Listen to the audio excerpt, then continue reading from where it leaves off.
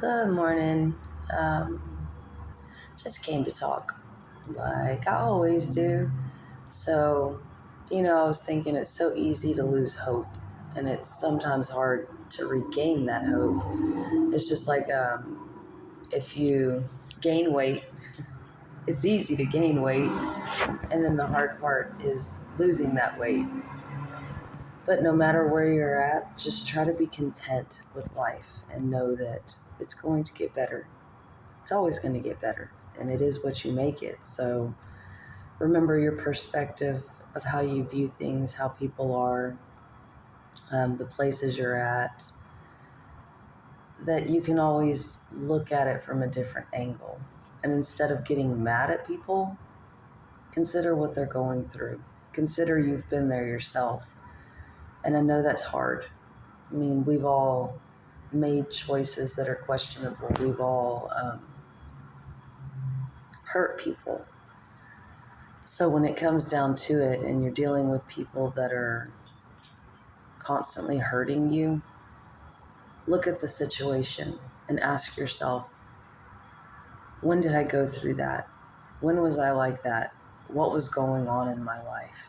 Because I remember a time when I was on drugs quite heavily. This was 15 years ago, more than 15 years ago. And I was not myself at all. We get to a point where we get so toxic that we don't realize how we're acting, what we're doing, and it's all about us, right? It's what will make me happy, what will make me money, what will give me everything I want. And it seems like the whole world, excuse me, seems like the whole world is, I want to say on a high horse. Everybody wants what they want, and the teamwork is gone, and the compassion, the being here for one another, the speaking out against that which is wrong, and most people have turned a blind eye and just say, whatever, I'll do what I need to do to have the big house, to have the big car, to have money in the bank, to be better than everyone else. And the thing is, nobody's better than anybody else, regardless of what you have, because the scale that we place our value on in this world, it's misconstrued, to believe that you have money, so now you get to be the boss. That's not really how it works. And in the aspect that this is what people are working for, they're willing to basically give up little bits and pieces of their soul, the one thing that matters, to brag and to brag to those which don't, trying to figure out how to say this without it seeming heartless, but to show off to those that don't matter in their life.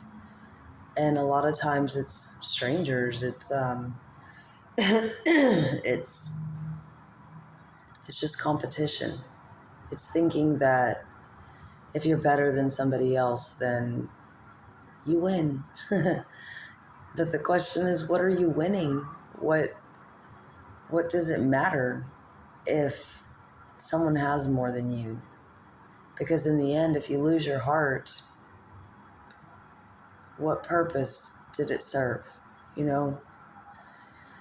And that kind of brings me to working for certain owners, bosses, that they'll just keep using and using and using and never paying you a fair wage, not considering that you need a life. The sun's coming up. Not considering being fair. They look at their bills, they look at their lifestyle, they look at what they want, and it's like they don't even think about who's allowing that for them? Because the people that do the work should be compensated fairly. And money's a motivator. I was talking about that with my guy yesterday, that bosses that just want to keep putting in their pocket and going on vacation and almost rubbing it in your face that, hey, I have a happy life. And then when you bring up your worth, that I do more than this, I deserve more than this, and they give you an excuse. It's almost in a sense to keep you stuck and bound to them. And they feel like they don't owe anything. They shouldn't give up more because they're blessing you with a job. But where there's no growth in a situation, rather it be a relationship, a job, keep going. You can figure out other ways you need to grow. But if that growth is not there, at some point you have to separate yourself from the situation. And I know that's the hard part. Excuse me. I know the hard part is separating yourself, because then that means you're alone, right? Nobody wants to be alone. But a lot of times when you're alone, that's where you're going to truly find yourself. And when you can find yourself, you bring back your self-worth, you tend to stand up taller. You tend to have more respect, not just for yourself. It's like I have a frog in my throat. You tend to have more respect for everything around you, including Mother Nature and animals and the whole concept of living. And, everyone's sitting here thinking about themselves, and nobody's considering our children, the world we live in, what we need to do to make it better.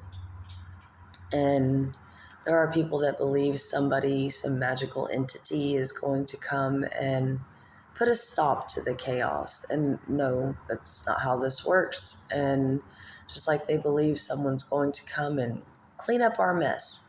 No, that's not how this works. So when it comes down to it, we all need to get back into taking responsibility for what we allow in this world, because we're the voices. We're the ones that are going to say, stop it and fight for what's right, or sit back and just watch it be destroyed and suffer. So I know I'm touching on a lot of different topics, but it's time for thought. It's time to stop competing with one another and really consider, how can you make the world a better place, And that starts with love and compassion. It's not gone. It's just kind of tucked away and sleeping in people, because at some point we've been pitted against each other, all of us. The different pay wages, the different hours, status, even the fancy neighborhoods and the ghettos, and everyone says, oh, work harder. But sometimes you can work so hard and still not be compensated fairly. And a lot of this boils down to not knowing your own worth. Not saying, okay, I'm going to have faith in something greater than me, and I'm going to say, I deserve more than what I'm being offered, and taking a stance in a way that will give you back your power, that will allow you to take no shit. And I know that's hard, because most of us are used to appeasing others and acting like we're something we're not. And I was reminded that there's a gangster Sheena. I didn't see it. I see it. And my patience has been tested to the point of, it's like the world's begging for me to come out, in a sense that side of me that I I haven't stood up for myself that aggressively. But sometimes we need to be reminded of our strength, of what's in us. Not sit here and people keep pushing us to a breaking point and don't break, and it's okay to stand up for yourself. Someone coming in, love and light. Bye.